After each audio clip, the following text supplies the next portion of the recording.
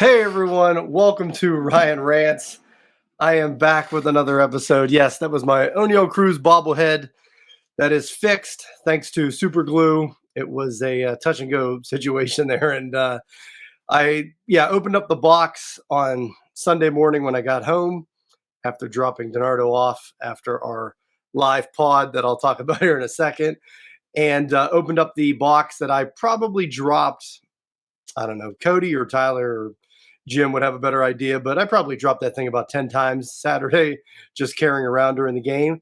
And definitely O'Neal Cruz bobblehead was broke at both of his ankles. So I tweeted that picture out. I tweeted the finished product after I fixed it, which looks great now. And yeah, that tweet blew up, and I got a million people saying, "Oh, it's art imitating life, just like in real life when he broke his ankle." Yeah, it was funny the first couple comments, and then by like the 16th, 50th comment, it wasn't that funny anymore. But they got the Cruz bobblehead. He's good to go. Super glue definitely was clutch. And Saturday's game last week against the Cardinals was a great time. As I say, our live pod in quotes has some technical difficulties, but thanks to everyone that came out. Basically, we couldn't get the microphones and everything set up, so we had no audio through my MacBook right here that I'm recording from right now, which probably a good thing that it didn't work, because if you were out there Saturday, or if you went outside anywhere Saturday in Western PA, it was hot, and my MacBook was about 200 degrees in like 10 minutes just from sitting in the sun, and had a couple things plugged in. So yeah, so probably a good idea, because this computer probably would have blew up at some point if we started recording. So, but again, it was a great time. We had a lot of people out, the food, drinks, everything at the Gold Lot 2 that turned into a prepay lot apparently at noon. So thankfully, shout out to the guy that was nice working the booth and let us in, even though we didn't have a prepay pass. So hopefully I didn't get in trouble, as I just outed him. But yeah, it was good to see everybody. Like I said, Donardo and I haven't obviously done one of those with the North Shore Nine since before COVID. I think 2019 was the last time we were there. We did that bar crawl, I think it was February of 2020, right before everything shut down. And no fans in 2020.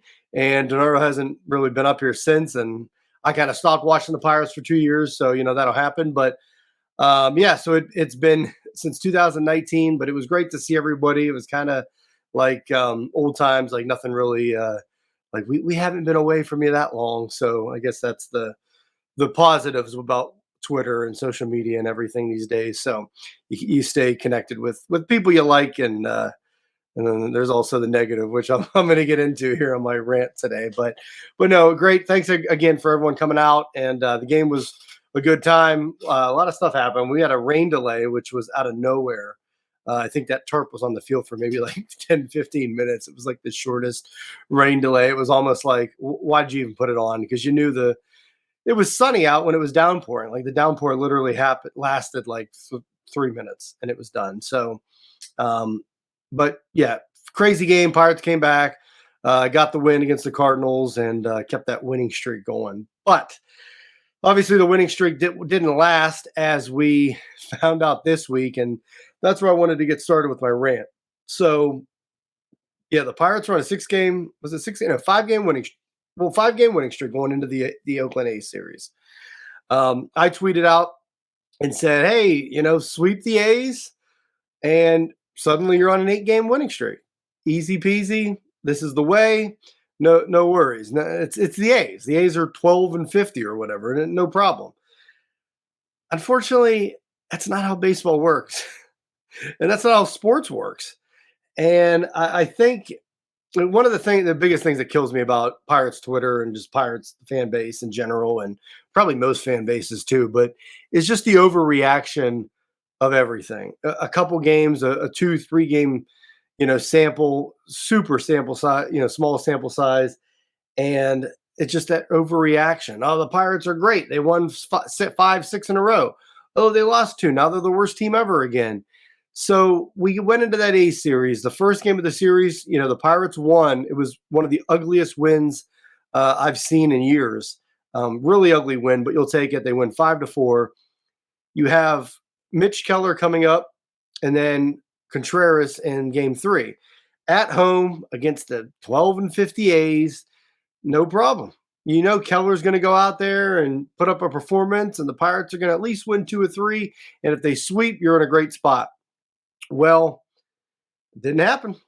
Not only did the Pirates lose with Keller on the mound, they got smoked in the final game with Contreras on the mound, giving up 6. So I think he gave up 6 runs in the first, and the A's scored literally a whole touchdown and an extra point in the first inning. So the Pirates are down 7-0 right off the get. And the A's are right now historically bad team. We'll see what happens by the end of the season where they finish up as far as like the all-time worst records go. But let's not be, it's baseball, guys. Let's not act like they were the Washington Wild thing stepping onto the field against the Pirates, and it's absolutely unheard of that they won. The Pirates, the Pirates aren't a great team. I don't think we knew that before. I think we knew that even after April, or we should have known that. It's just this Pirate team is getting to a place. So they're 32-29 right now. They're getting to a place in a bad division where they're able to hang around, and maybe they hang around all season and they stay in it. And what ends up being a bad division where 84, 85, 86 wins may win it. So maybe they hang around, and I think they have enough talent to do that. But the way that they've gone about this record in the season is just wild. A 20-8 April, an awful May where I think they won 6 games.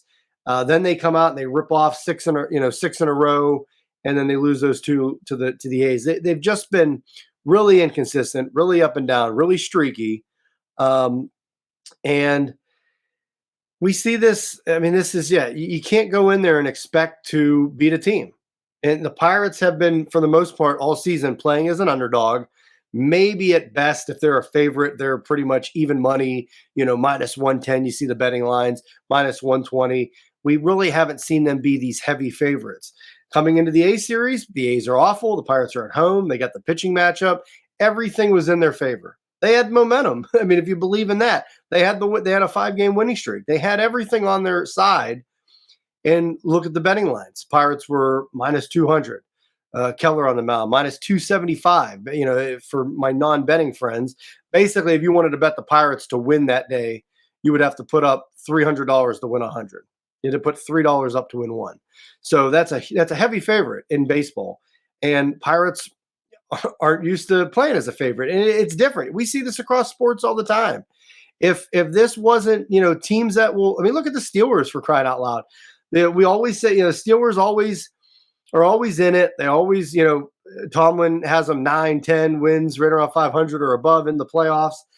But when they play teams that they should beat, that they're better than, that their record says at the end of the year that they are better than, they always seem to make it interesting, play down to their opponent, lose to the opponent.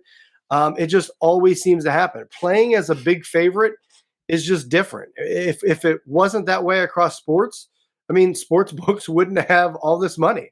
Sportsbook clean up on that stuff. That's why they're out there setting those lines, and they do a very good job at it.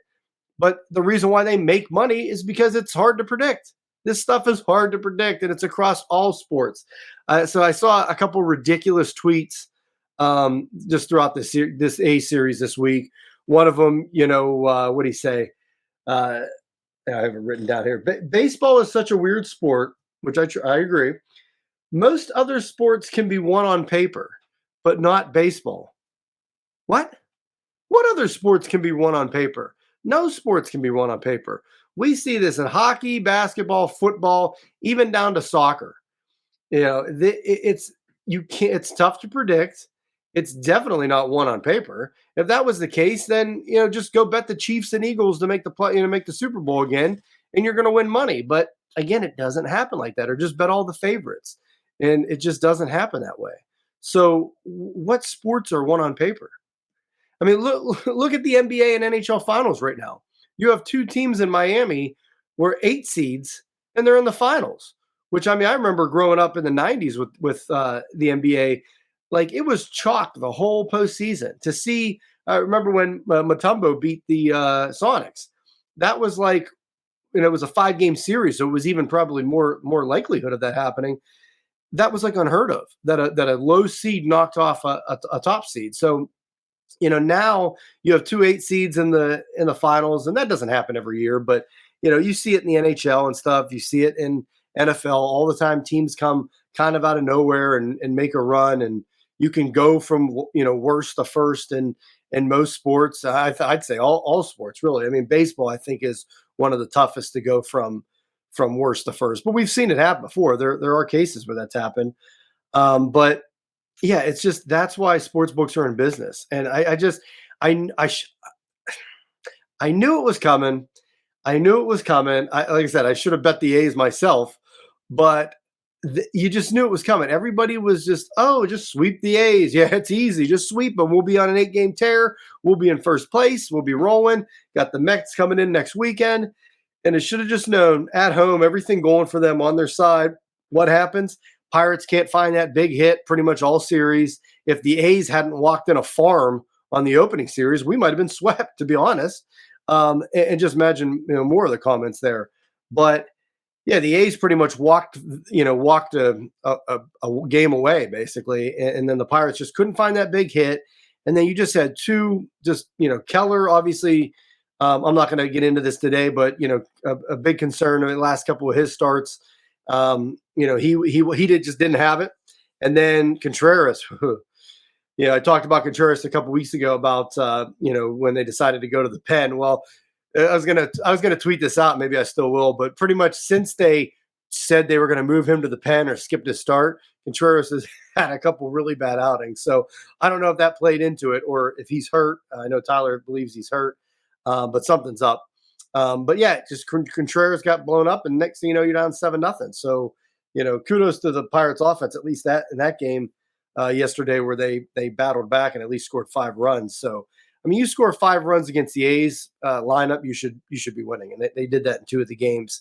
But just the starting pitching wasn't there. Hopefully Keller isn't. Hopefully, and I like long term. I mean, I think Keller will be fine. I think we've seen enough from. I don't know if he's just in a weird spot right now and just didn't have it this past start. Obviously against a weaker lineup, but these things happen. Baseball, especially when people say, well, it's not one on paper. I mean, baseball is if your starting pitcher doesn't have it that day, I mean, you're down 5, 6, 7, nothing, just like that. It's over. So baseball is, while it's a team sport, it can really be individual with your pitcher and everything on the mound. You're only as good as your next day starter. So yeah, so I just, it's like, it was coming. You're just like, but nah, the Pirates will win. They have to. Now, do I think this all of a sudden makes the Pirates the worst team in the league now because they lost to the worst team in the league 2 out of 3? No, but I don't think also going into the series they weren't a great team either. They like I said, they've been streaky, inconsistent. I think at best they're mediocre. They're in a bad division. And hopefully they hang around and they'll put some things together and finish over 500 and everything for the season and kind of build on for 2024, which is what your hope was going into this year. But look, the Pirates have made a lot of strides. Absolutely. Go back and look at the lineup from last year or 2 years ago. I mean, there were guys in there that or just weren't major leaguers. Now the Pirates still have some of those guys in their lineup this year, but it's not as much. So they've made a lot of strides. They've played better baseball. It's just been really inconsistent. And I say, well, the Pirates are a young team. Well, you throw out Kutch, Rich Hill, and Santana, and they're really young. So Rich Hill's 43 year old age kind of ups the average age once you have him on there. But really, overall, it's a lot of young players. It's a lot of prospects that are just coming up. Hopefully, Andy Rodriguez is right around the corner. My God, call him up. Can we get Hedges out of the lineup and Jason DeLay? So hopefully those guys will be coming up. But it looks like the rotation could be just more of a concern here if Contreras is injured or doesn't have it, and if Keller continues to struggle. You definitely you look for guys like Keller to right the ship on a losing streak and stop that losing streak. You had the winning streak going, and he's on the mound. You're thinking, just keep riding it, and it didn't work that way because it's baseball. And again, like I said, it's not the Washington Wild things coming on there. So why are we flipping out and going crazy on Twitter and the Pirates are the worst? I mean, you guys remember this was 10 days ago, that opening game series against the Giants on Memorial Day. Pirates lose 14-4, drop below 500 for the first time since early April. And maybe I think the first time all season. I don't think they were under 500 in April. And everybody's, they're losing 100 again. Here come the Cardinals are going to win the division by 13 games. It's over. Forget about it. Shut it down. The Pirates rip off 5, 6 in a row. They're back. Everybody's, this team's going to the playoffs. They need banging their fists on the table for to call up the young guys, the catchers. Let's get going. And they lose 2 games to the A's, who, yes, are bad. They have a really bad record. And now they're the worst team ever again. So, and you watch it. Off day today. They go in this weekend to play the Mets. You watch. They'll take 2 or 3 or sweep the Mets or something. And I'll be there Saturday. So if you're there, get at me, tweet me, DM me, and we'll get something set up. I'm taking the kids, taking the family, the in-laws, the wife. So it should be a good time. I'll probably be hanging out in that kids area in right field. So, so that's that. The second tweet I wanted to talk about, which I quote tweeted yesterday. I think it was yesterday when they were losing. So no, I can't find the second tweet. Okay, yeah. So this is good. Losing 2 or 3 to the A's is another reason why you can't take the Pirates seriously. Now, that's just ridiculous because number one, the A's, the worst team in baseball, 12-50 coming into the series. Not even 2 weeks ago, they took 2 or 3 from the Atlanta Braves. The most recently world champion Atlanta Braves, Ronald Acuna, Matt Olson, very good team, still very good. They're in first place. The A's took 2 or 3 from the Braves. The Braves were, I think, minus 280, 240 that whole series, and the A's were on the verge of sweeping them. So I guess you can't take the Braves seriously either. Like, come on, people. It's just these one-off quotes, tweets about, they're so bad and you can't take them seriously and this and that. Now, I'm not saying they're a great team. I think they've made a lot of strides this year and they've gotten better at definitely at a lot of areas, but they still got a lot of work to do. They're still a young team. And whether you could take them seriously or not, it didn't have anything to do with those last 2 A's games. It's just, that's what happens, guys. It's baseball. It's sports. You're going to win some, you're going to lose some. Sometimes it rains. But yeah, you can't take them seriously. Well, using that logic, we can't take the Braves seriously. We can't take any of these teams seriously because they lost a baseball game to one of the worst teams ever. Well, we don't even know if it's one of the worst teams ever. I mean, they could, at some point you got to think the A's were going to win some games. I mean, are they going to go be historically lose, 140 games or something? Who knows? So and then they won a couple games this week and they won a couple games against the Braves. So they're not completely just throwing nothing out there where they're not winning. I know the team's moving to Vegas and the fans aren't coming out now, and it's just a terrible situation. But again, maybe with that kind of stuff, it's better for a team like that to be on the road. So again, I'm not making excuses. I'm not saying the Pirates, are a great team by any stretch of the imagination, but whether the Pirates are a good team or not this year is going to be determined by the course of the whole season and not these 2 games against the A's. So It's just, it is what it is. The season is a long season. It's a marathon. It's not a sprint. If the Pirates come in and win 2 or 3 against the Mets, and we have a lot of divisional games coming up, Brewers, Cubs, we swept the Cardinals last weekend. I mean, you win those divisional games, people are going to forget about this. Maybe at the end of the year, if you miss out on the playoffs or something by a game or two, you'll look back at this series and say what could have been. But you can look back through a lot of games. Teams are going to lose and win. Everybody's going to win and lose 60 games in a season. Maybe not the A's this year, but there's tons of wins and losses. And when you get to the end of the season, we'll see. But even if they miss out on the playoffs by a game or two, and they were 83 and 81 at the end of the year, like is that something where, what would that be? 83 and 79. Is that something where you're like, oh, if they would have just beat the A's? But again, if you're one game out of the playoffs at 83 wins, you're in a bad division, first off, or you're fighting for a bad wild card spot. So there's a lot of parity bouncing around that, especially in the National League. And hey, the Pirates are right in the race, a game and a half out of first behind the Brewers this weekend, or going into this weekend. I think the Brewers finish up with the Orioles today, so we'll see what happens there. But yeah, it is what it is, guys. It sucked, but I'm not going to flip out and say the Pirates are the worst team ever, and you can't take them seriously, and all this stuff. And baseball's not, baseball's one on paper, and it's not one on paper, but other sports are. Like, guys, this is sports across the board. It is. It's why the casinos are in business and why they make money and why they set lines. And it's tough stuff to predict. So I feel like I've been yelling here for 20 minutes. So that's my pod this week. One big rant. I didn't really have any other rant to rant about. It was like I said, good week.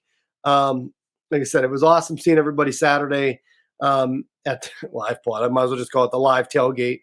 And I'll be there this Saturday against the Mets, where hopefully the Pirates turn it around and take 2 or 3 from the Mets, and maybe we can go from there. And like I said, the Mets haven't been very good this year. They've been up and down. It's been very just parity around the NL. So it'll be interesting to see how things play out. I'm not writing off the team yet. Like I said, people are writing them off at the end of May.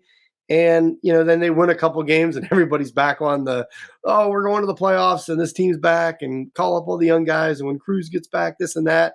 I mean, that's another thing too. This is a team missing Cruz, where, they've done a great job without him, hanging in there. Like I said, they've just made a lot of strides. They've gotten better over the past 2, 3, they gotten better this year, but since what we've seen in the past 2, 3, 4 years where the team was tanking, and just, Endy's coming. Davis is coming, hopefully, and we'll get there. It'll be all right. It'll be all right. And if the Pirates, if they end up falling back to earth, which, I think they have at this point, but if they really fall back more and they go under 500, then that was the team they were. They weren't that good of a team this year. But it doesn't mean that going into next year and stuff that they didn't take a big step forward, I think. So, but hey, we'll keep going. That's why they play the games on the field, not on paper. They're not playing on paper on my yellow pad over here. So, all right, that's it. I'll see you. Like I said, DM me if you're going to be at the game Saturday. We'll meet up. And that's it. Peace. Here's Jim's stupid face. Hey, you all, thank you for watching. I know we try to provide the most entertaining content that we can, and we'd love to spread it to as many people as possible. So I know it doesn't seem like a lot, but if you could take the 5 seconds to like this video and subscribe to the page, it helps out so much more than you know. Thank you, and let's go Bucks.